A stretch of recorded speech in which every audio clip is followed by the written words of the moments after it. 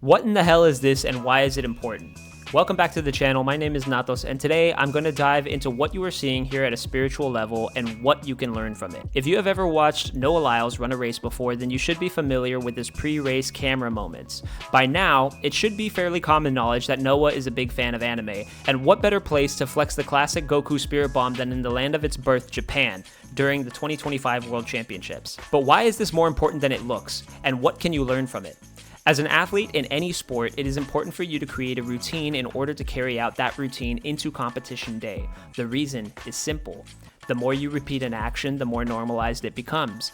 And the one place where unknown variables occur the most are during traveling and on competition days. The odds are always high that where you have to perform is not where you are usually training, and because of that, your spiritual and mental stimulus can be at an all-time high.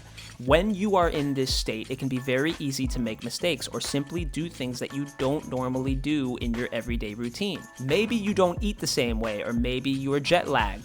Maybe you're facing a competitive adversary, and maybe there's suddenly a massive crowd watching. These are not things that you get to replicate on a daily basis back home. So how does this come into play, and why does it matter?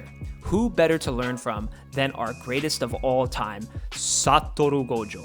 I'm going to teach you about the very pinnacle of Jujutsu battles. Domain expansion. Coffin of the Iron Mountain. What is this? Damn!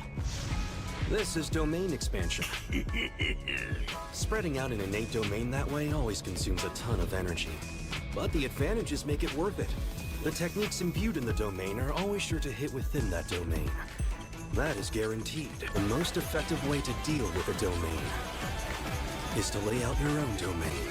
The more refined one will dominate that space. Domain expansion. Infinite void. What you are seeing here is not a spirit bomb in real life. It's actually closer to a domain expansion.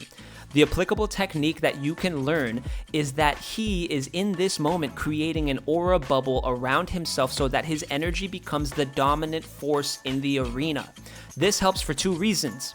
One, the physical manifestation of inner energy allows you to create a controllable force in an uncontrollable atmosphere. Two, it forces your competition and your surroundings to bend to your will instead of you bending to its will. Whether you crinkle your bib on the line, listen to your favorite music on noise cancellation headphones, or say a prayer before your competition, these are all examples of real-life domain expansions. We do these things because they give us control in unknown circumstances that can't be avoided. Hate it or love it, screaming on the line and imitating your favorite anime character is a power move.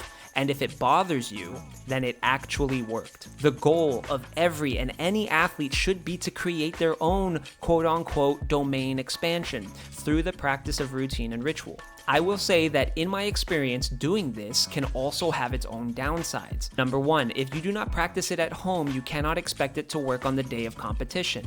This is how superstitions are created.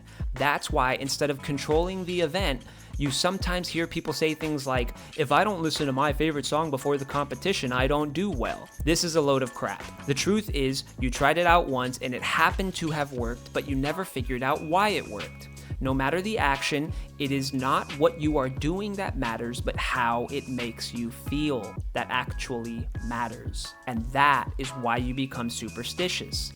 And FYI, to be superstitious is to be controlled by an external circumstance. Number two, when people make these quote-unquote domain expansions, they often imitate things that other people are doing, or things that they have seen on TV. Why doesn't this work? Because you are imitating a spirit that is not yours, therefore defeating the entire purpose of a domain expansion. It has to be a physical manifestation of who you truly are inside that makes it unique. If you do that properly and it also happens to be something similar to what someone else does, then that can work.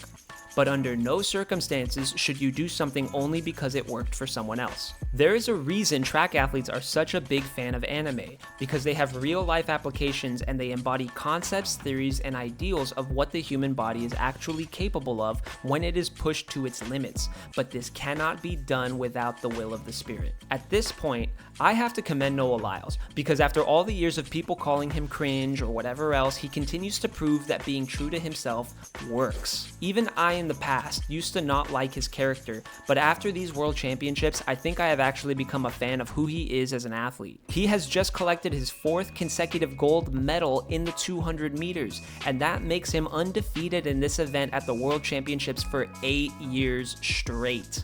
All the while, he continues to do the same things, being the same person, and remaining true to himself regardless of whether you like it or not. Why don't you try doing the same and see how it works for you? Hey everyone, thanks for watching my video so far. I got a spark of inspiration to try to do something new like this, and after watching Worlds, I got the inspiration also because I happen to be rewatching all of Jujutsu Kaisen for the 8th time. If you enjoyed this video, please drop a like, comment what you think, and consider hitting the subscribe button. Until next time, this is Nathos, and you're watching EWALK. Catch you on the flip side. In the docuseries, they talk about wanting to do great things and, being different from everybody else, and doubling was one of those. And today I came out and showed that I'm different from everybody else. I'm a double champion. Well, take us behind the scenes. How did Lance Brahman and the rest of your team get you and your body ready to come out here and do what you did? Standing behind the blocks, ready to attack for gold. Yeah, it started with just waking up, getting a good breakfast, sitting in with my mom as we always do before our finals, her speaking the word over me, praying for me. That's how I start the day off. And then later on, I got my chiropractor adjust me, massage therapist got my body right. Then I talked to my sports therapist, Diana. Because it's one thing for you to try and make your own path, but at some point, you start getting to these heights where you're trying to do things that very few people do and understand what you're trying to do. And for someone like Usain who has done that, him to come up and say, hey man, I see what you're doing, I respect what you're doing, and you need to keep going forward because it gets hard. And as you get higher, the circle gets closer of who you keep, and it just means a lot.